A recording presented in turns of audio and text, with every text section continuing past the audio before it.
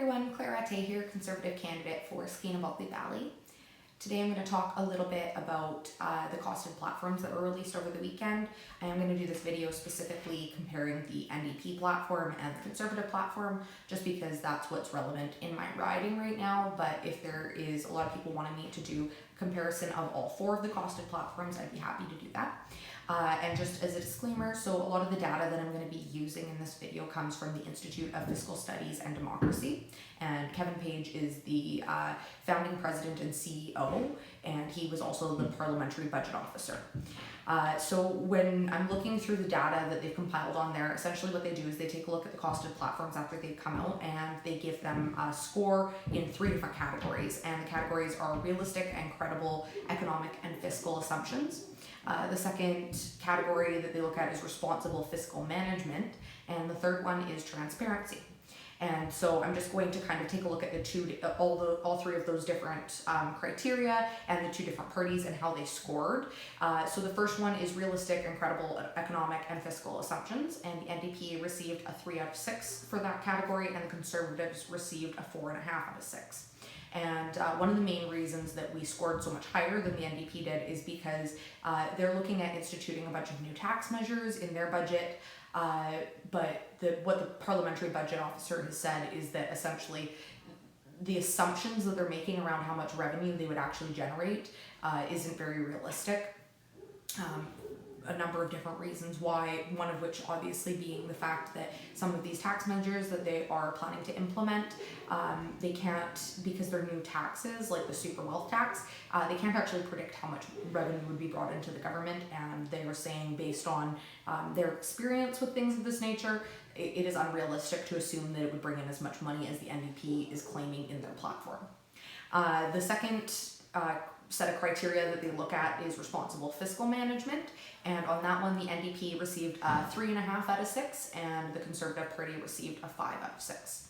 I think that doesn't come as a surprise to most people. Our party has always been known as the party that is more responsible with managing our finances in Canada and has a focus on having balanced budgets and getting rid of the deficit. And that is something that we've promised in our platform. We've said that we want to return to a balanced budget in 5 years, and we've laid out a plan of how we would accomplish that.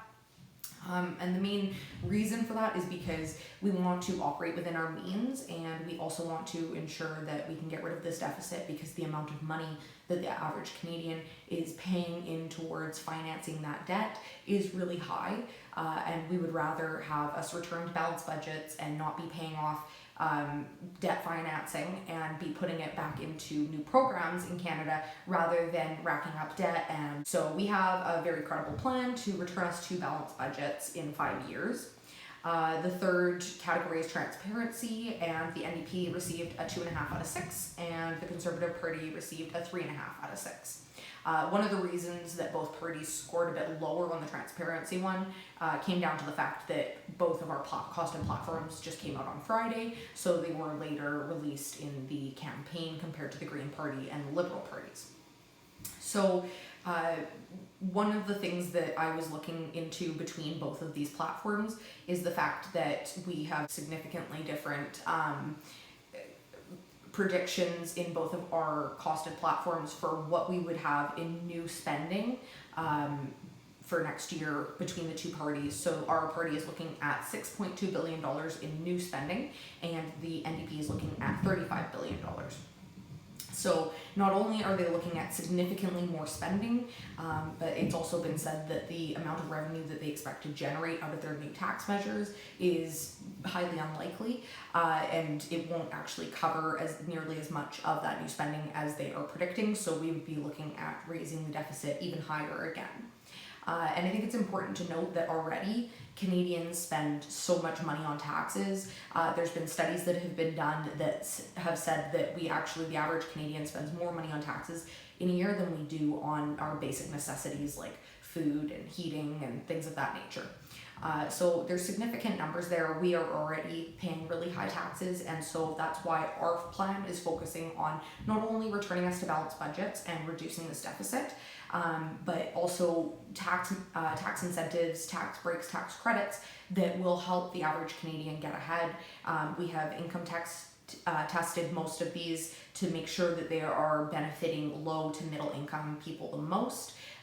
So basically just looking for ways that we can help everyday Canadians get ahead while still maintaining the same levels of funding and increasing even health transfer payments to the provinces for healthcare, for education, all of those important services. We're not looking at cutting any of those. In fact, one of the main ways that we are looking at reducing our deficit and balancing our budgets is by reducing corporate welfare. And we are looking at removing at least $1.5 billion in corporate welfare payments. Things like the Trudeau Liberals gave $12 million to Loblaws this year to buy new fridges. Loblaws is not a corporation that is in need of handouts from our government, and so there's very simple measures for how we can cut back on those things. So looking at the platforms, the costed platforms overall, and looking at how realistic they are and how credible they are, I think that it's pretty obvious that ours is a much more credible and realistic plan. The NDP has a lot of things that they want to implement, but obviously they've received a lot of criticism because most of them are unrealistic, or the assumptions that they've made around them are unrealistic. Even just looking at things like they're talking about doing universal pharmacare, and if you look at the difference in what they've put in their costed platform for pharmacare between the NDP and the Green Party, there's a significant difference there. So I think that we need to be leery of promises like that when we're being told by professionals that they don't really add up. The likelihood of it costing what they say that it's going to cost is fairly unlikely, and we could end up with a lot more deficit than we had originally intended based off of what they are costing out right now, or just broken election promises. And often when these large measures are promised in an election campaign, it's very common that they don't actually get acted upon. I mean, we've been hearing about universal pharmacare for many years now from the Liberal government, and nothing's ever happened. We just have to look at the last election and all of the promises that Justin Trudeau made during that campaign and how many of them were actually acted upon. There were significant promises made around palliative care that never got acted on, significant infrastructure spending that never actually got spent.